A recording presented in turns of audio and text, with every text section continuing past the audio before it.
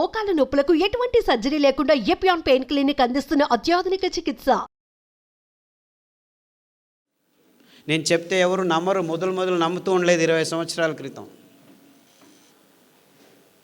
Diabetes, gangrene, రేపు కాలు cut చేయాలని 100 మంది క్యూలో నుంచున్నారు అన్ని హాస్పిటళ్ళల్లోనూ. మల్లేశ్వరంలో యాంపుటేషన్ హాస్పిటల్ ఉంది. రోజుకు 88 మందిని ఒక్కొక్క రూమ్లో కాలు అలా తీసి పడేస్తున్నారు. గల్ఫ్ కంట్రీస్లో ఇక్కడ 80 మంది అయితే అక్కడ 160 మందికి తీసేస్తున్నారు. అంటే డయాబెటీస్ వస్తే అక్కడికి ఆగదు. కొందరికి కాలు తీసేయాలి గ్యాంగ్రీన్ అని, కొందరికి కిడ్నీ లేచిపోతుంది డయాలిసిస్, కొందరికి కళ్ళు పోతున్నాయి, కొందరికి మొనకాలు న్యూరోపతి తీసేసి కొత్త కాళ్ళు వేస్తాం రండి అంటున్నారు. అన్నిటికీ కొత్త కాలు, కొత్త కిడ్నీ, కొత్తది ఎక్కడి నుంచి తెస్తున్నారు? పాడైందుకు ఎందుకు ఉంది అని చూడట్లేదు. కాలు తీసేస్తే ఎక్కడి నుంచి వస్తుంది? మళ్ళీ కొత్త కాలు పెడతారే, కృతక కాలు పెడతారు. అదొక బిజినెస్. పొద్దున టూత్ పేస్ట్లో నుంచి మొదలు పెడితే కాఫీలు, ఇడ్లీలు, దోశలు, పూరీలు, పుల్కాలు ఇవన్నీ మీరు నోట్లో వేసుకున్న 100 గ్రాములు బియ్యం పిండి నుంచి 35 గ్రాములు గ్లూకోజు 15 నిమిషాల్లో రక్తంలోకి వచ్చేస్తుంది. 15 minutes, that's all it takes. గోధుమ పిండి వేసుకుంటే ఇంకా ముందు వచ్చేస్తుంది. 100 గ్రాములు పూరీలు కానీ పుల్కాలు కానీ, డ్రై పుల్కా తింటున్నాం మేము, ఆయిల్ మంచిది కాదు. డ్రై పుల్కా తిన్నా అంతే, నూనె వేసుకొని పుల్కా తిన్నా అంతే 35 గ్రాములు మీ రక్తంలోకి వచ్చేస్తుంది. మొత్తం టిఫిన్ అయ్యే లోపల 45 గ్రాములు కాఫీలు, టీలు అంతా చేరితే 50 గ్రాములు గ్లూకోజ్ పొద్దున 10 గంటలకే మీ దేహంలోకి వచ్చేసింది. 10 గంటలకు ఆఫీస్కి పోతే మళ్ళీ ఒక కాఫీ, అట్లా పోయి కాఫీ తాగి వస్తాం, ఇట్లా పోయి టీ తాగి వస్తాం. ఇంకా టీలు కాఫీలు ఎండాకాలం జ్యూసులు తాగుదాము.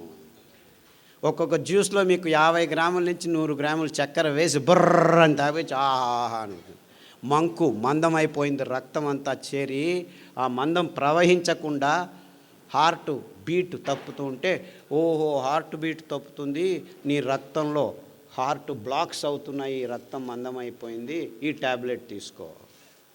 ఎన్ని రోజులు తీసుకుంటూ ఉండు, ఏం ప్రాబ్లం లేదు. అరే ఆ చక్కెర నోట్లో పోకుండా చూసుకోరా నాయన, అది మందం అవుతుంది. ఇప్పుడు చక్కెర నీళ్ళలో వేసి ఒక 2 నిమిషాలు వేడి చేస్తే ఏమవుతుంది? పాకం అవుతుంది. మీ దేహం టెంపరేచర్ ఎంత ఉంది, ఆ టెంపరేచర్లో మీరు చక్కెరలో వేసింటే పాకమై కూర్చోండి ఉంది. పాకమై కూర్చుందిరా బాబు, అందుకే రక్తం పారట్లేదు అని ఎవడైనా చెప్పాడు? లేదు ఊరికాయ తింటే మీకు బీపీ వచ్చింది అంటాడు. ఉప్పుకు బీపీకి సంబంధమే లేదు, కానీ చక్కెరకు ఉన్న సంబంధం అని ఏ డాక్టర్ ఇంతవరకు మీకు చెప్పలేదు. అంతెందుకు, మీరు మీ భార్య మర్చిపోయి ఉప్పు ఒకసారి సాంబార్లో ఎక్కువ వేసింది అనుకోండి, రెండోసారి మర్చిపోయి ఒకసారి వేసింటుంది, ఏదో ఇంట్లో గలబల మర్చిపోయాను ఇంకొకసారి ఉప్పు వేశారనుకోండి, ఆ సాంబార్ ఎవరైనా తింటారా? భార్య కూడా తినదు, ఉప్పు కషమని. అదే మర్చిపోయి గులాబ్ జాముకి ఇంకో 4 చెంచాలు చక్కెర ఎక్కువ వేసాం అనుకో, హేమావతి చాలా బాగుంది, ఇంక 2 గులాబీలు తీసుకురా అంటాం. అంటే ఉప్పు మనం కావాలన్నా తినలేము. నాకంటే మీరు కొద్దిగా ఎక్కువ ఉప్పు తినొచ్చు, ఇంకొక ఊరగాయ ఎక్కువ తినొచ్చు, అంతేకాని ఉప్పు మన నోట్లోకి పోమన్నా పోదు. కానీ డాక్టర్లు ఏం చెప్తున్నారు? ఉప్పు వల్ల మీకు బీపీ వస్తుంది అంట. నిజంగా బీపీ వస్తుంది ఈ చక్కెర వల్ల, ఈ కాఫీ వల్ల, ఈ టీ వల్ల, ఈ పాల వల్ల అని ఏ డాక్టర్ మీకు చెప్పట్లేదు. ఇన్ఫ్యాక్ట్ ఊరగాయ అతి అద్భుతమైన పదార్థం. నిమ్మకాయ ఊరగాయ, టమోటా ఊరగాయ, చింతపండు ఊరగాయ, మామిడికాయ ఊరగాయ, ఉల్లికాయ ఊరగాయ, ఇవన్నీ ఆల్ఫా హైడ్రాక్సీ కార్బాక్సిలిక్ యాసిడ్స్ అంటారు.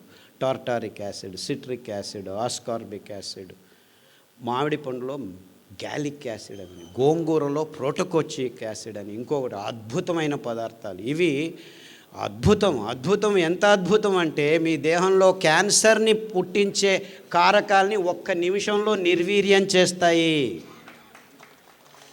అంటే మన దేశంలో ఊరగాయ కూర్చుకొని ఇట్లా ఇంత తినము, చివరకు పెరుగన్నంలో కొద్దిగా నంజుకొని తింటాం. ఆ కొద్ది అంశమే చాలు మన దేహంలో క్యాన్సర్ని దూరం చేసేదానికి దోహదపడుతుంది. ఇంత అద్భుతమైన ఆహార పద్ధతిని అనారోగ్యం అని చెప్పి ఊరగాయని మన అరిటాకుల నుంచి తీసేసి చివరికి ఇచ్చింది వీళ్ళు ఏమిటాయంటే ఐస్ క్రీములు. ఆ ఐస్ క్రీమ్ తిని హార్ట్ బ్లాక్ అవుతున్నాయి పిల్లలకి, చిన్న చిన్న పిల్లలకి.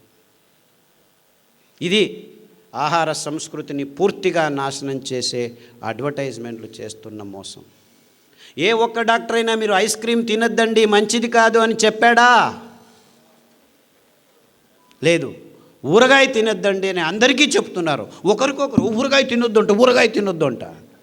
వాడెవడో అమెరికాకు పోయిన వెంటనే ఫోన్, అమ్మా మీరు ఊరగాయలు ఎక్కువ తింటున్నారు, కొబ్బరి చట్నీలు ఎక్కువ తింటున్నారు, ఆఫ్ చేయండి.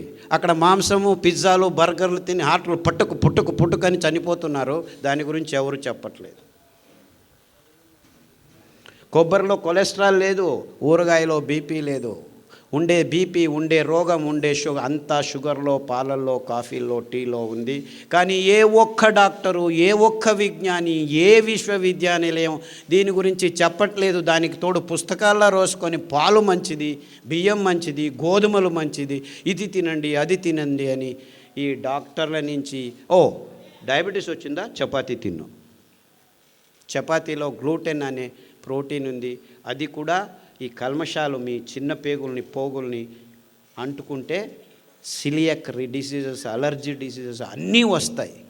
నిర్నాళ గ్రంథికలు నాశనం అవుతున్నాయి. అటువంటి భయంకరమైన పదార్థాన్ని ఆహారమని ఎందుకు నమ్మించారో? ఈ ఫర్టిలైజర్ కంపెనీలు పెంచుతున్నది గోధుమలు ప్రపంచమంతా. అందుకే అందరూ గోధుమలు తినేట్టు చేస్తున్నారు. చపాతీ మంచిది, చపాతీ ఆయిల్ వద్దు, పుల్కాలు మంచివి. What non sense. ఆ గోధుమల వైపు ముఖం కూడా చూపించకూడదు, అంత భయంకరం. ఎందుకంటే 1 కేజీ పెంచేదానికి 10,000 లీటర్ల నీళ్లను కట్టాలి. మొదటే చెప్పాను, నీళ్లు లేవు. చక్కెర 1 కేజీ పెంచేదానికి 28,000 లీటర్ల నీళ్లను పెంచాలి, కట్టాలి మనం సాగుబడి. ఇంత భయంకరమైన పదార్థాలని ఆహారమని నమ్మించి మొత్తం ప్రపంచాన్ని నాశనం చేయటం ఒకవైపు అయితే, ప్రకృతి పర్యావరణాన్ని నాశనం చేస్తున్నాం మనం. మన జీవితాలు పాడైపోవడం ఒకవైపు, మొత్తం ప్రపంచంలో ఉన్న మూగ ప్రాణులన్నింటినీ నాశనం చేస్తున్నాం. ఎందుకంటే మనకు కావాల్సిన ఈ పందుల్ని, కోళ్ళని, ఆవుల్ని పెంచేదానికి మొత్తం ప్రపంచంలో పెద్ద పెద్ద అడవులన్నింటినీ నాశనం చేసేసి ఈ సోయాబీను, మొక్కజొన్న, పశుగ్రాసం తయారు చేస్తున్నారు. ఈ సోయాబీన్ మంచిది, మీకు ప్రోటీన్ అని చెప్తున్నారు. మన దేహంలో ప్రోటీన్ అవసరమే లేదు. 6%, 7% ఉంటే చాలు. ఆ 7% ప్రోటీను మన సిరిధాన్యాల్లో, కొర్రల్లో ఉంది, అరికల్లో ఉంది, సామెల్లో ఉంది, అండు కొర్రల్లో ఉంది, ఊదుల్లో ఉంది. ఏ డాక్టర్ అయినా, ఏ విజ్ఞాని అయినా ఈ విషయాన్ని చెబుతున్నారా? లేదు, ప్రోటీన్ కావాలి తినండి, ప్రోటీన్ కావాలి తినండి అని వాళ్ళు చెప్పారని మన ఆయుర్వేద పండితులు పొద్దున్న లేచి మొలకలు చేసుకొని తినండి ఇందిన్ని అని చెప్పడం మొదలుపెట్టారు. మొలకల్లో ప్రోటీన్ ఉంది, 24% ప్రోటీన్ ఉంది. అంత తినకూడదు. మీరు కావాలంటే వారానికి ఒకసారి ఏదైనా బేడలు, అది పెసలు కావచ్చు, ఉలవలు కావచ్చు, కందులు కావచ్చు, శనగలు కావచ్చు, అంతకంటే ఎక్కువ అవసరం లేదు. మీరు ఎక్కువ తింటే మీ పొట్ట అప్పుద్ది తెలుస్తుంది మీకు. గ్యాస్ పట్టుకుపోతుంది. గ్యాస్ ఇక్కడ ఇరుక్కుపోయింది, అక్కడ ఇరుక్కుపోయింది. ఈ మొలకలు తింటే ప్రోటీను, అంతేకాకుండా దాంట్లో కూడాను చాలా కార్బోహైడ్రేట్ ఉంది, మీ షుగర్ ఎక్కువైపోతుంది. ఇలా అవైజ్ఞానికమైన విషయాలన్నింటినీ వైజ్ఞానికమని చెప్పి మన నోట్లలో ఈ పదార్థాలు వేయటం వల్ల మన చిన్న పిల్లల నుంచి పెద్దల వరకు ఈ రోగాలు వస్తున్నాయి. అంటే మనం చేయాల్సింది ఇంతే. ఈ అద్భుతమైన వరి అన్నాన్ని, ఏమి నువ్వు చెప్పేది? వరి అన్నం అన్నం కాదంటున్నావా? వరి అన్నం అన్నమే కాదు. ఎందుకంటే అది తిన్న వెంటనే మీ దేహంలోకి సగానికి సగం గ్లూకోజ్ని 15 నిమిషాల్లో నింపేస్తుంది. అదే మోసము, అదే రోగము. ఆ గ్లూకోజ్ను నిభాయించుకునేదానికి రక్తంలో కాలేయము, ప్లీహము, ఇంకా వేరే వేరే నిర్నాళ గ్రంథులన్నీ చేరి ఇది ఎక్కువైపోయిందని గ్లైకోజన్ తయారు చేస్తుంది, కొలెస్ట్రాల్ తయారు చేస్తుంది, ట్రైగ్లిసరైడ్స్ తయారు చేస్తుంది, రుమాటిక్ ఫ్యాక్టర్ తయారు చేస్తుంది, కొవ్వు తయారు చేస్తుంది, మాంసం తయారు చేస్తుంది. అందరూ ಈ ಬಾತು ಆ ಬಾತು ತಿನ್ಕೊಂಡು ಬಾತ್ಕೊಂಡ್ಬಿಟ್ಟಿದ್ದಾರೆ ಅಂತಾರೆ ಕನ್ನಡದಲ್ಲಿ. ಬಾತ್ಕೋవడం అంటే లావు కావడం అని. సో ఇప్పుడు చిన్న చిన్న పిల్లలు 80 కేజీలు 90 కేజీలు తూగుతున్నారు. ఈ బిస్కెట్లు, చాక్లెట్లు, కాఫీలు, టీలు, నూడిల్స్, పిజ్జాలు, బర్గర్లు, గోబీలు, మంచూరీలు తిని తిని తిని చిన్న చిన్న పిల్లలు. మొన్న ఒక అబ్బాయి వచ్చాడు 128 కేజీలు, 16 సంవత్సరాలు. అమెరికాలో obesity is a big problem. Obesity అంటే ఊబకాయింపు, పేరు పెట్టేశారు దానికి. అరే ఎందుకయ్యా ఇలా హూ అని ఊపిపోతున్నారు, గాలి ఊపినట్టు అంటే మీరు తింటున్న పదార్థాలని ఎవరు చెప్పట్లేదు. డయట్ చేయండి, డయట్ చేయండి. సో అంతా ఒకేసారి తినద్దు, 2 గంటలకు ఒకసారి తిను, 6 గంటలకు తిను, 8 గంటలకు తిను, 9 గంటలకు తిను, 12 గంటలకు తిను. తినడమే పని, ఇంకేమీ పని లేదు మనకి. ఇది డాక్టర్లు చెప్పేది మీకు. ఏంది 2 గంటలకు తింటూ ఉండని చెప్తున్నాడు ఈ డాక్టర్. అది ఎంత వైజ్ఞానికము! ఇంకేం పని లేదా ప్రజలకి? 2 గంటలకు తినడం అంటే ఇంకేం లేదు, చేస్తూ ఉన్నాడు. మీరేమీ చేయొద్దండి, మేము రెడీ చేస్తాము ప్యాకెట్లలో, ఎంటీఆర్, మయ్యా, ఇది అది రెడీమేడు, ఆన్లైన్ చేయండి, ఆర్డర్ చేయండి, ఇంటికి తెచ్చిస్తాము. చూసారా, వంటింటిని మెల్లిగా వాణిజ్యకరణం, ఆహార పదార్థాలని వాణిజ్యకరణ చేశారు. మీరు ఇంట్లో వంట చేసుకొని తినడం కూడా వాళ్ళకి ఇష్టం లేదు. ఎందుకంటే ఇంకా అనారోగ్యాన్ని ఇంకా వేగంగా మీ దేహంలోకి రావాలంటే ఇంకా కెమికల్స్ను వాడి ఈ ప్యాకెట్లలో మీరు తాగే కప్పులు, తినే ఇవన్నింటినీ ప్లాస్టిక్ కోటింగ్ చేసేసి మీకు అనుకూలం అనుకొని హైజీన్ అంటే పర్సనల్ హైజీన్ ప్లాస్టిక్ బాటిళ్ళలో నీళ్లు పెళ్ళిళ్ళలో పెడుతున్నారు. ముందు ఏం చేసేవాళ్ళం, లోటా తీసుకో, ఎత్తుకొని నీళ్ళు తాగు అని ఒకడు చెంబు తీసుకొని, రాగి చెంబు తీసుకొని నీళ్లు పోసేవాడు. అంటే నీళ్లు పారుతూ ఉంటే స్ట్రక్చర్గా ఉంటుంది. తామ్ರದ ఫలకంలో, రాగి ప్లేట్లో ఉంటేను స్ట్రక్చర్ అయిపోతుంది.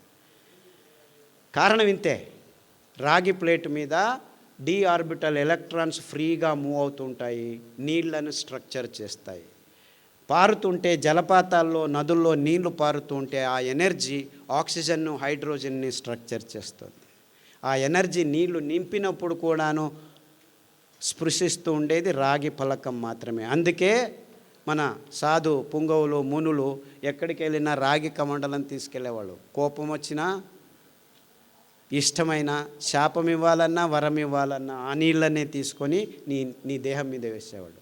అంటే నీ దేహంలోనూ 75% నీళ్లు ఉంది, ఆ స్ట్రక్చర్డ్ వాటర్. అందుకే మీరు పాప వినాశం, ఆ జలపాతం మీద కూర్చుంటే పాపాలన్నీ బాగా అయిపోతాయి, గంగలో మునిగితే పాపం నాశనం అయిందంటే ఆ పారుతున్న నీళ్ళల్లో మీ దేహం 10 నిమిషాలు ఉంటే మీ దేహంలో ఉన్న రక్తము అన్నీ నీటి అంశమే. కాబట్టి స్ట్రక్చర్డ్ అయిపోతే కల్మషాలన్నీ పోయి మీరు బయటికి లేస్తే చైతన్యవంతులైనట్టు అనుభూతి జరిగేది. అందుకే ఇంతే కారణం.